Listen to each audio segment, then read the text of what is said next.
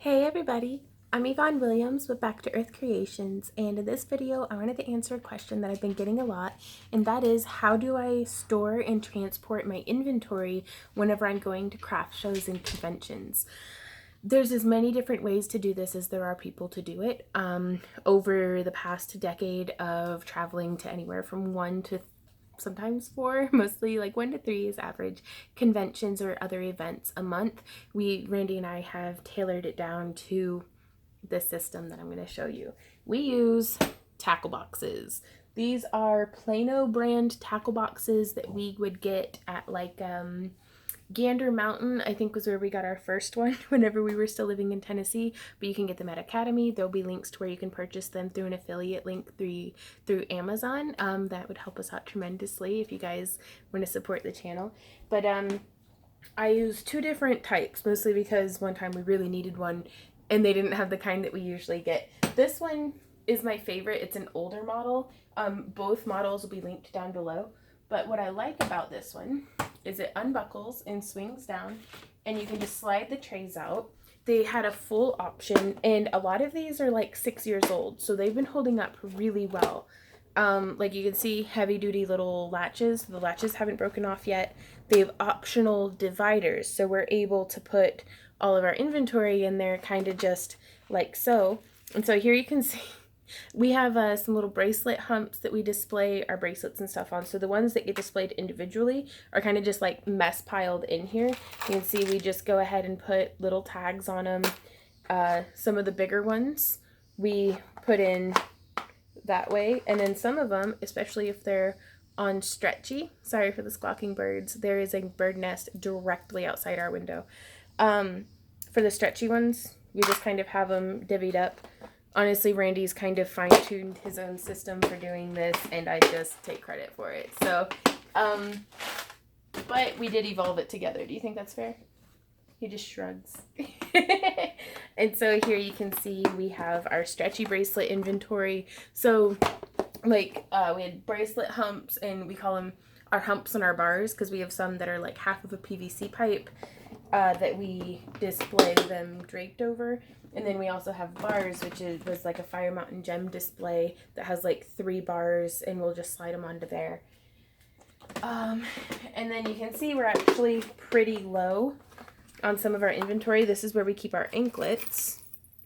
So again, just kind of divvy it up by type is a way to go about it. But something else that I really like about these is they have very strong handles. And this one here, actually, the front latch had broken. So you can see we have it just bound off with a belt that we got for like $1 at Goodwill. And so we carry it by the belt, but the handles are super, super durable. And it just opens, but it gives you a big compartment. I just found 2 more Sharpies. There you go. That we can store even more inventory in.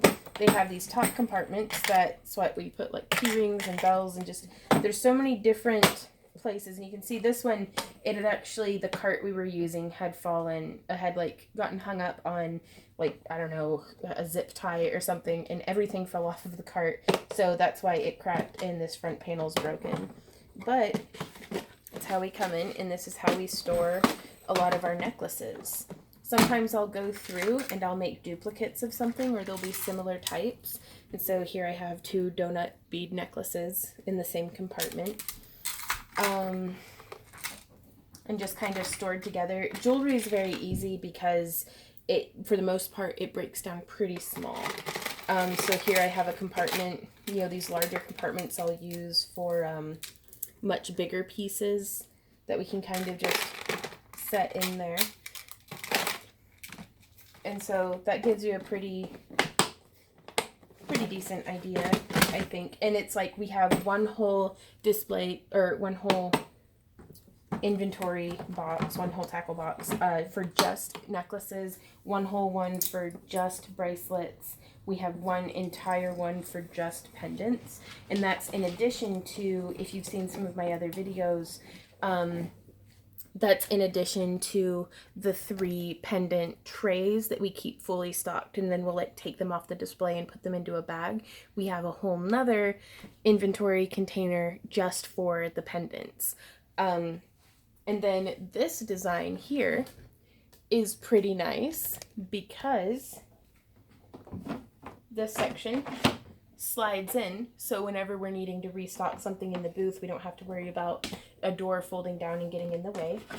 And this was our ear cuffs, so you can see we really need to, or our big like wire elf ears, we really need to make more of those. This is our finger ring inventory, and that's when we were at max production, this was full of finger rings, like every single compartment totally full. And I usually have them divvied up by style, like this is our spiral nest ring design that we do, and so that's one whole section of that. Here we have my Byzantine bead rings that I've done a tutorial on, and here we have some little rose rings up in the corner. And so again, I really need to get to work on restocking, but that's what we do every day, so we're working on it. Here we have more earrings. So you can kind of see, again, super low, like super depleted inventory. But again, at max production, this entire bin was full. We had one tray of rings, 2 trays of backup earrings. Yeah, okay, so this is much closer in line to what we usually do. Now, it's still got more empty spots than I would have liked, but we have a lot of different designs floating around in there, and we have them all individually. Sorry, Sam. The lid just snapped off. We do have them individually tagged, and then we also have some display, like an earring rotating display. Again, I think we had originally gotten at Fire Mountain Gems, but they sell very similar styles at like Hobby Lobby and Michael's and Joann's now, to put earrings on. But we just have 2 rotating displays completely stocked with earrings. And then here's more ear cuffs in the little side compartments. And then in the top compartments, again, this one fell and bashed, so we don't really store anything in there. We store the hooks to our mannequins here on the other side. Sorry, our dog's freaking out because he's a dog. And then up here in the top, we have ribbon, binder clips, zip ties, balloons, which are actually what we use for head displays for our crowns and circlets and stuff. We'll just blow up a balloon and cover it with part of the tablecloth. A lint roller for, you know, just random things that we typically will need. We put kind of in the top bin here. And this one's really nice because the handle on this one has a solid bar all the way through, so you never have to worry about it ripping out. I just dread the day that these break and we have to bind this up with and you can see I dropped it in the little corner. It's no longer, that's new. Randy's over here like scowling at me like, why do you keep breaking everything? This is why we can have nice things. Yeah, anyways. So that's how we store and transport our inventory.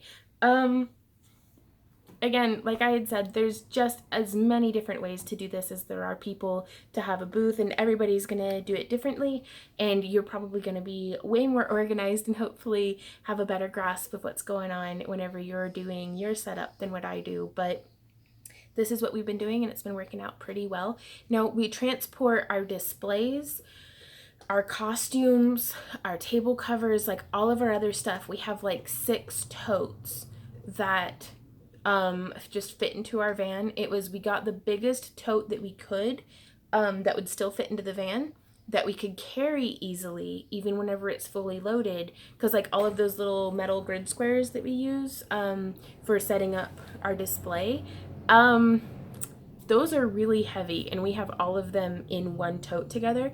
And I don't know how many shows that we've done that it's like, yeah, we're supposed to be able to have a nice clean load in, but we end up having to carry everything up like a set of stairs.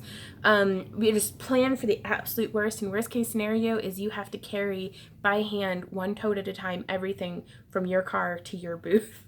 So we always bring a hand cart with us. We actually always bring 2 hand carts with us, a large one and the small one that's prone to wrecking. Just because we don't want to have to rely on the venue to have enough carts for everybody. We don't want to have to wait around for one to free up if they do. But we wanted a tote that was large enough that it could still fit even our bulkiest items in it, but it wasn't so big that we couldn't carry it, that we couldn't fit it into our van, and that we couldn't like easily fit it through like a doorway or something. And yeah, all of our leather costumes, we just kind of leather, chainmail, all of it. We figure if it can't hold up to being tossed haphazardly into a bin and kind of abused a little bit, then we don't need to be charging other people money for it. So, and for the most part, our stuff holds up pretty well. And if it doesn't hold up, then we don't put it on the shelf. We take it back home and revisit the model. So I really hope that this was helpful to you guys. If you have any questions or comments or ideas, please leave them down below. You can tag me on Instagram or share pictures to my Facebook wall if you'd like me to see something that you made, or just kind of like share it with everybody. I love seeing all the stuff that y'all come up with. So if you have a way that you like transporting your stuff, tag me, share it. Like, let's learn from each other because Randy's gonna freak out if I'm like, we should upgrade and change stuff again. He's like, we've been doing it this way, let's just keep doing it this way. And I'm like, no, everything needs to be different. It's okay, honey. He has a powerful sight. Anyways, if you enjoy my free daily tutorials and would like to support the creation of more of them, as well as participate in my weekly giveaways, my monthly craft crates, my digital download content, please check me out over on Patreon. Pledges start at just $1, and every little bit, like, it might just be $1 to y'all, but it's the world of difference to me, so I really appreciate it, and I try to give y'all a big bang for your buck. So but yeah, check us out over there. Also, for more content like this and more tutorials and stuff, please subscribe. Like, hit the little bell ding for notifications and stuff. And yeah, so until my next video, y'all, I hope you have a wonderful day and happy crafting. Bye.